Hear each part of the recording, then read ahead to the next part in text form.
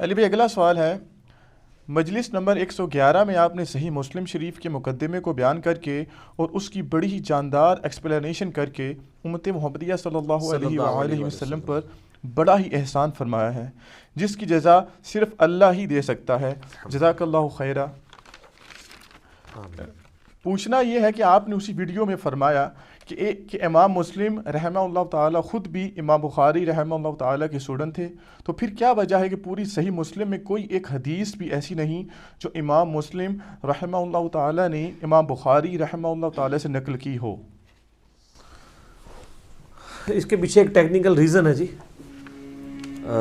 اس میں کوئی شک نہیں ہے کہ امام بخاری کے سب سے لاڈلے ترین اسٹوڈنٹ امام مسلم تھے، اور بلکہ محدثین تو کہتے ہیں یہ صحیح مسلم جو ہے یہ بھی امام بخاری کی کرامت ہے، کیونکہ انہی سے امپریس ہوئے تھے۔ امام بخاری رحمہ اللہ تعالیٰ اپنی زندگی کے آخری سالوں میں ایران ہی شفٹ ہو گئے تھے، نیشا پور میں۔ نیشا پور ہی وہ علاقہ ہے جہاں پہ امام مسلم رہتے تھے۔ 250 ہجری 250 ہجری میں امام بخاری وہاں پہ چلے گئے تھے، وہیں پہ امام مسلم ان کے حلقہ ارادت میں شامل ہو گئے اسٹوڈنٹ کے طور پہ۔ اس وقت تک ظاہر امام بخاری لکھ چکے تھے، تو یہ بخاری لکھوایا کرتے تھے اپنے اسٹوڈنٹس کو۔ اب اللہ کی طرف سے تقدیر غالب آئی کہ وہاں پہ ایک اور بڑے محدث تھے، امام محمد بن یحییٰ الذہلی، المتوفی 253 ہجری 253 ہجری میں فوت ہوئے۔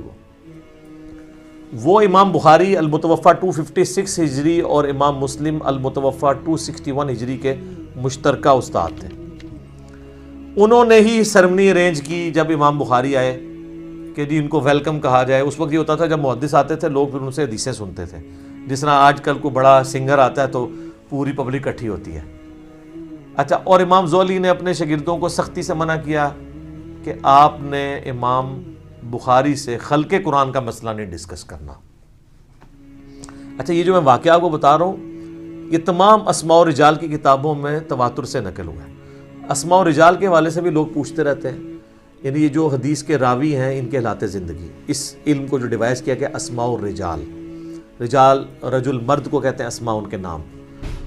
اس میں امام ابن حجر اسقلانی کی کتاب ہے التہذیب التہذیب، ابن حجر اسقلانی المتوفی 852 ہجری، اور ان سے بھی پہلے امام الذہبی المتوفی 748 ہجری، ان کی کتاب ہے سیر اعلام النبلاء۔ ان دونوں میں یہ واقعہ موجود ہے جو میں واقعہ آپ کو بیان کر رہا ہوں۔ اب اللہ کرنا یہ ہوا کہ اب ظاہر شرارتی لوگ تو موجود ہوتے ہیں، جس طرح یہاں کے لوگ یزید کا مسئلہ چھیڑ ہی لیتے ہیں، ٹھیک ہے۔ انہوں نے، وہ انگلش میں محاورہ بھی ہے، forbidden fruits are always sweet, منع کیے گئے پھل ہمیشہ میٹھے ہوتے ہیں۔ خلق قرآن کا مسئلہ کسی نے پوچھ لیا کہ بتائیں کہ قرآن مخلوق ہے یا غیر مخلوق؟ تو امام بخاری نے کہا کہ اللہ کا کلام جو ہے وہ غیر مخلوق ہے، چونکہ کلام متکلم کی صفت ہوتا ہے تو قرآن اللہ کی صفت ہے، تو یہ ظاہر غیر مخلوق ہے۔ اب یہاں تک تو اتفاق ہے سب کا۔ اس کے آگے دو سکول آف تھاٹ تھے۔ ایک سکول آف تھاٹ یہ تھا، یہ جو ہمارے ہاتھ میں مصحف ہے نا، اور یہ پیجز کے اوپر جو لکھی ہوئی انک ہے اور یہ جو الفاظ ہیں، یہ چونکہ کاتب لکھتا ہے لہٰذا یہ تو مخلوق ہے، اور یہ لاجیکل بھی ہے، یہ میرے ہاتھ کی کریشن ہے، یا پرنٹنگ پریس پہ کچھ چھاپتا ہے تو اس کی کریشن ہے۔ قرآن کے جو الفاظ لکھے گئے، یہ لکھے ہوئے الفاظ یہ ہے تو مخلوق ہے کیونکہ ظاہر انک سے لکھے گئے، لیکن جو چیز لکھی گئی ہے وہ خود غیر مخلوق ہے۔ اب یہاں پہ آگے اختلاف ہے۔ لاجیکل بات تو یہ ہے کہ یہ جو مصحف ہے ہمارے ہاتھ کے اندر، یہ انسان نے اس کو لکھا ہے، تو یہ ہے تو غیر مخلوق چیز لکھی گئی ہے، لیکن یہ لکھنے کے بعد تو ابھی مخلوق کی فارم میں ہے نا، تبھی تو ڈسٹرائے بھی ہو جاتی ہے۔ اگر یہ غیر مخلوق ہو تو یہ ڈسٹرائے نہ ہو سکے۔ اب یہ قرآن کو اگر کوئی معاذ اللہ توہین کرتا ہے، یا کوئی پرانے اوراق جس طرح حضرت عثمان نے جلوا دیے تھے، صحیح بخاری میں آتا ہے، تو وہ تو پھر اگر غیر مخلوق اس کو مانے تو پھر تو جلنا ہی نہیں چاہیے تھا۔ تو امام بخاری سے انہوں نے کہا کہ یہ بتائیں، یہ یعنی وہ اتھل والی گل تھی، انہوں نے کہا جی یہ تو ظاہر امام بخاری نے اب اپنا موقف تو بیان کرنا تھا. انہوں نے کہا کہ یہ تو مخلوق ہے. انہوں نے کہا جی اور جی امام بخاری نے مخلوق کہتا ہے جی, اے دیکھ لو اے گمراہ ہے بندہ.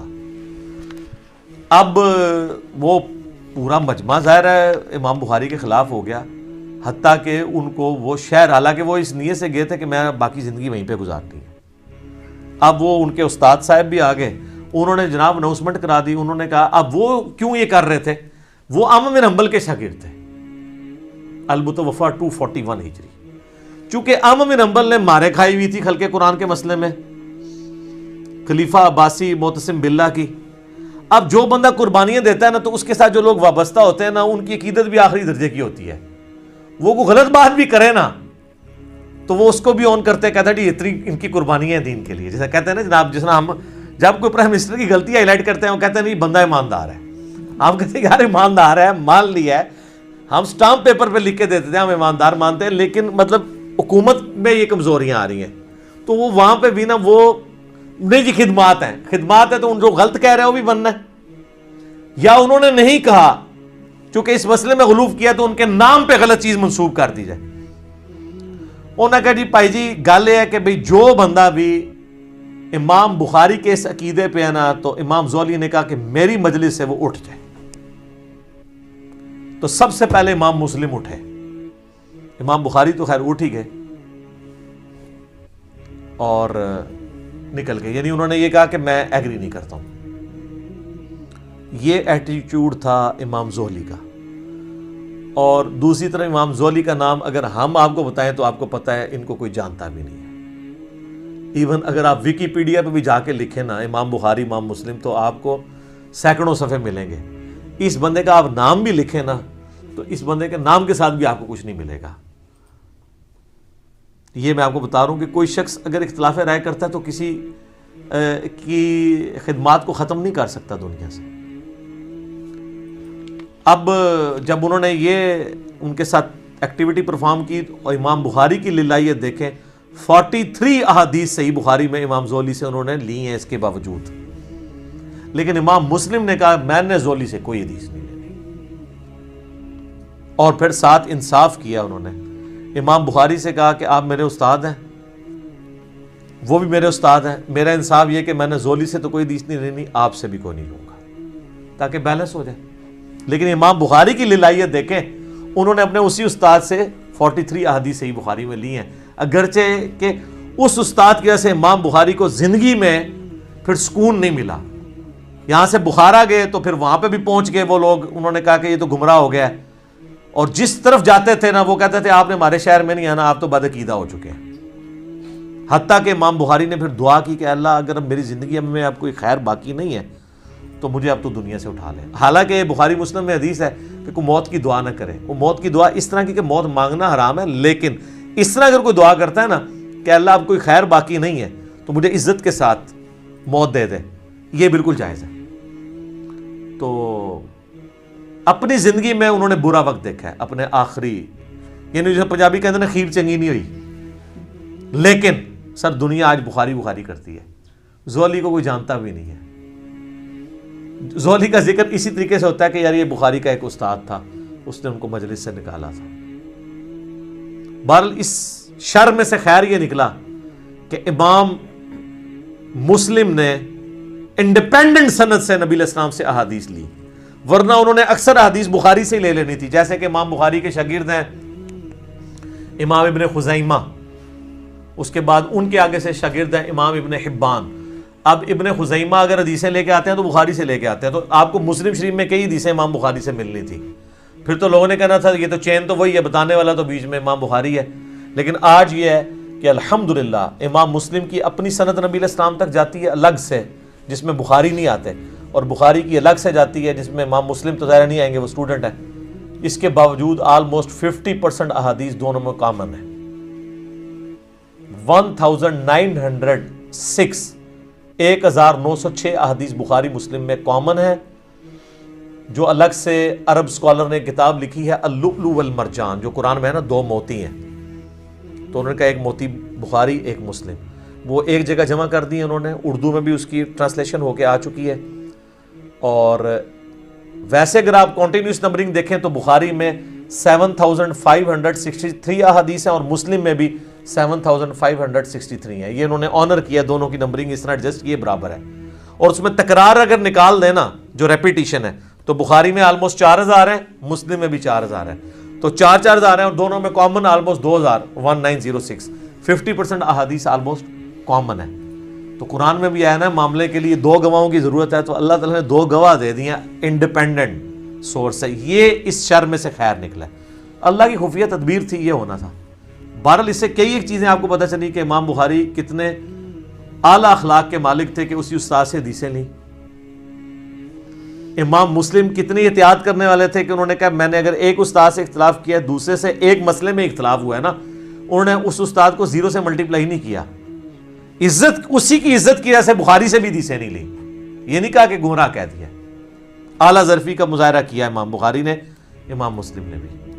اور الحمدللہ آج ہمارے پاس دونوں ذخیرے احادیث موجود ہیں اور اللہ تعالیٰ کی یہ نعمت ہے. آپ دیکھ لیں, نہ یہ صحابہ ہیں, نہ یہ تابعین ہیں, یہ نہ تبع تابعین ہیں. امام بخاری, امام مسلم تبع تابعین میں سے آتے ہیں. لیکن اللہ نے عزت شہرت ایسی دی ہے کہ دنیا کا ہر مسلمان, ایٹ لیسٹ سنی مسلمان, دنیا میں 80% زیادہ سنی ہے, ایون شیعہ بھی جانتے ہیں کہ یہ کتاب ہے. قرآن کے بعد افضل ترین 2 کتابیں بخاری اور مسلم ہیں. اور یہ چیز ہے کہ آپ اپنی لیگیسی چھوڑ سکتے ہیں.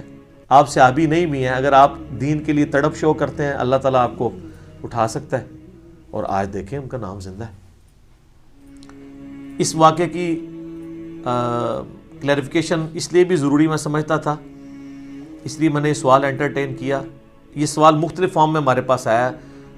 عموماً حنفیوں کی طرف سے یہ سوال کیا جاتا ہے کہ جب ہم ان کو کہتے ہیں کہ ہماری اہل سنت کی مین سٹریم کی ان 6 کتابوں میں, جن میں 2 صحیح ہیں نا, بخاری اور مسلم, اور باقی 4 سنن اربع, جن میں 80% صحیح احادیث ہیں اور 20% ضعیف ہیں, کچھ موضوع بھی ہیں, تو یہ آلموسٹ ملا کے 27,000 کے قریب احادیث بنتی ہیں اسناد کے اعتبار سے.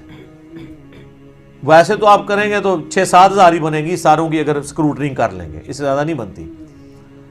کیونکہ جو بخاری میں آ رہی ہے, مسلم میں بھی ہے, ابو داؤد میں بھی ہے, ترمذی میں بھی ہے, ابن ماجہ میں ہے.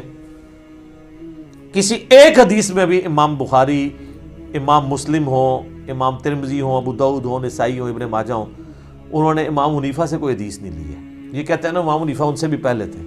تو بخاری میں امام مالک کی حدیثیں ہیں, احمد بن حنبل کی ہیں, تو ان کی کیوں نہیں ہے؟ اس لیے کہ محدثین کے ہاں امام حنیفہ رحمہ اللہ کو حدیث کی فیلڈ میں ضعیف مانا جاتا تھا, فقیہ وہ بہت بڑے تھے. یہ ان کا کوئی عیب نہیں ہے, ایک فیلڈ میں ہو سکتا ہے کہ بندہ اوپر ہو, دوسرے میں نیچے ہو. مسئلہ 197 میرا ریکارڈڈ ہے. تو وہ کہتے ہیں جی پھر تو اگر یہی رول مانا جائے تو امام مسلم بھی تو بخاری کے شاگرد ہیں, انہوں نے بھی تو کوئی نہیں نہ لی. یہ ڈاکٹر طارق القادری صاحب نا ایک ویڈیو میں کہہ رہے تھے, تو وہ نہیں لی, اس کے پیچھے تو یہ ریزن ہے کہ انہوں نے اس وجہ سے نہیں لی ہے. یہ نہیں ہے کہ وہ امام بخاری کو گمراہ سمجھتے تھے یا امام بخاری کو ضعیف سمجھتے تھے, ایسا تو نہیں تھا. اچھا, پھر انہوں نے خود اس میں تھوڑا سا اس حوالے سے بھی کلیئر کیا کہ جی وہ اصل میں امام بخاری کا موقف یہ ہے کہ جس کا عقیدہ جو ہے نا وہ یہ ہے نا کہ ایمان کم اور زیادہ نہیں ہوتا, تو امام بخاری اس عقیدے کو غلط سمجھتے تھے. احادیث کی روشنی سے بھی ظاہر ہے یہ غلط ہے, ایمان کم زیادہ ہوتا ہے. تو اس لیے امام بخاری ان کے عقیدے کو صحیح نہیں سمجھتے تھے امام حنیفہ کے, اس لیے ان سے حدیث نہیں لی ہے. یہ اب ان کو بات پتہ ہے, انہوں نے بیان بھی کی. اور ساتھ اینالوجی یہ بنائی کہ امام بخاری سے بھی تو مسلم نے بھی تو کوئی نہ لی, اور پیچھے یہ ریزن تھی. یہ دونوں ریزنوں میں زمین آسمان کا فرق ہے. وہاں پہ وہ عقیدے کو غلط سمجھتے ہوئے, اور یہاں 2 استادوں کے اختلاف میں پارٹی نہ بنتے ہوئے انہوں نے یہ کیا ہے. یہ 2 چیزوں کو مکس نہیں کرنا چاہیے. اور میں یہاں پہ یہ بھی کلیئر کر دوں, وہ کہتے ہیں جی وہ امام مسلم کو 3 لاکھ حدیثیں یاد تھی, تو اس میں تو صرف انہوں نے لی ہیں 7563, اور تکرار بھی ختم کریں تو 4000 ہے. تکرار ختم کر کے کنٹینیوس نمبرنگ کو توڑ کے فواد عبد الباقی نے ایک دوسری نمبرنگ بھی کی ہے جس میں 3033 حدیثیں ہیں. یعنی ایک صحابی سے اگر ایک حدیث ہے اور دوسرے سے بھی اسی سے ملتے جلتے ہیں تو ان 5-6 جس نے پہلی 6 حدیثیں صرف یہی ہیں کہ جس نے میری طرف جھوٹ منسوب کیا اپنا مقام دوزخ میں دیکھ لے، اس نمبرنگ میں اس کو ایک ہی نمبر دیا انہوں نے.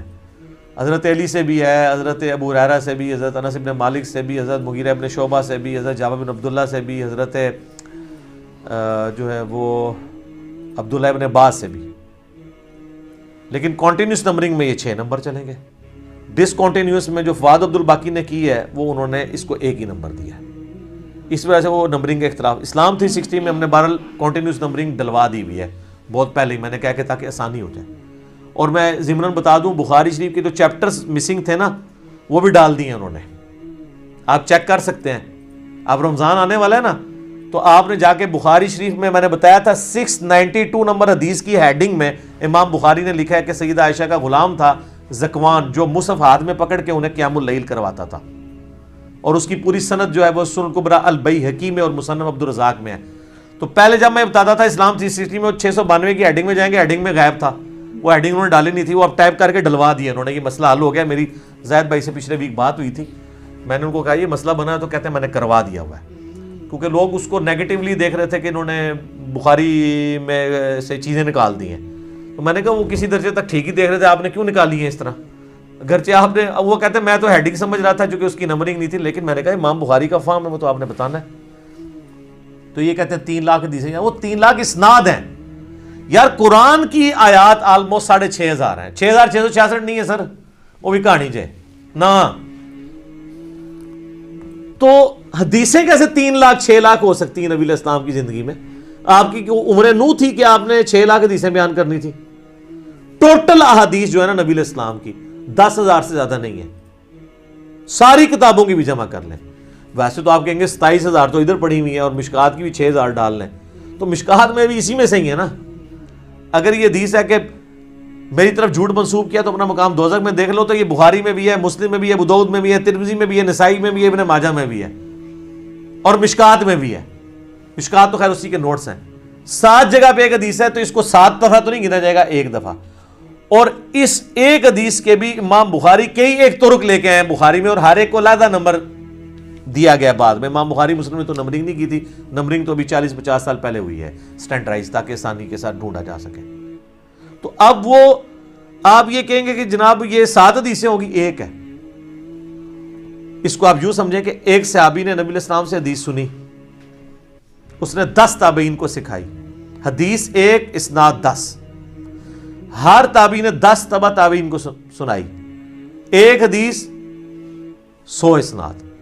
اور امام بخاری امام مسلم تو آ رہے ہیں تبع تابعین میں، وہاں پہنچتے ہوئے ایک ایک حدیث کی 1000 اسناد ہیں اگر ایک صحابی بھی ہو، اور اگر کئی صحابہ ہوں تو لاکھوں میں اسناد جائیں گی. انما الاعمال بالنیات کی 700 اسناد ہیں، حدیث تو ایک ہے. کہتے ہیں جی وہ لکھاں حدیثاں سنتے ہیں، انہوں نے نا تھوڑی جی اجڑیاں نہیں لئی ہیں نا ساڑیاں سر، وہ ہے ہی نہیں سنتے. اچھا دیکھیں جو چیز سامنے موجود ہے اس کو تو نہیں ماننا، جو انہوں نے نہیں لی وہ ماننی. وہ تسی لے ہی نہیں مندے پہ ہو، تو جو انہوں نے نہیں لی ہوئی ہے وہ تو آپ نے ماننی نہیں تھی. ٹھیک ہے، تو یہ اسناد ہیں میرے بھائی، یہ کوئی اس طریقے سے حدیثیں نہیں ہیں، سندیں ہیں، ان کی طرق ہیں اتنے زیادہ. حدیثیں 10,000 سے زیادہ نہیں بنتی آلموسٹ، بہت کھینچ تان کر لیں. ورنہ اگر آپ سے کوئی کہہ جی 3 لاکھ مسلم کو یاد تھی، احمد بن حنبل کو 6 لاکھ یاد تھی، اور سارے ملینز میں بنتی ہے، اس کی ٹائم کی کیلکولیشن کریں یہ کس وقت نبی علیہ السلام یہ حدیثیں بیان کرتے تھے. قرآن تو آپ کے آخری وقت تک نازل ہوتا رہا، قرآن ہی بیان کرتے رہے، حدیثیں کس وقت بیان کی ہیں؟ اس کے لیے تو میں نے بتایا عمر نوح چاہیے. یہ بہت بڑی متھ، اور یہ جو میں دعویٰ کر رہا ہوں یہ میرا نہیں ہے، ابن حجر اسقلانی نے، بڑے بڑے محدثین نے اس کو ایز اے ٹاپک بنا کے لوگوں کو بتایا ہے کہ لوگ دھوکے میں مبتلا نہ ہوں کہ یہ اس طریقے سے نہیں ہے جس طریقے سے لوگ سمجھتے ہیں. تو یہ ایک واقعہ تھا، میں نے اس کے ساتھ کچھ جو کو ریلیٹڈ چیزیں تھیں جو اکثر سوالات لوگ کر رہے ہوتے ہیں، میں ساتھ ساتھ جو میرے دماغ میں آتا ہے نا میں بیان کر دیتا ہوں کہ کوئی چیز اس میں سے سکپ نہ ہو جائے. ٹھیک ہو گیا.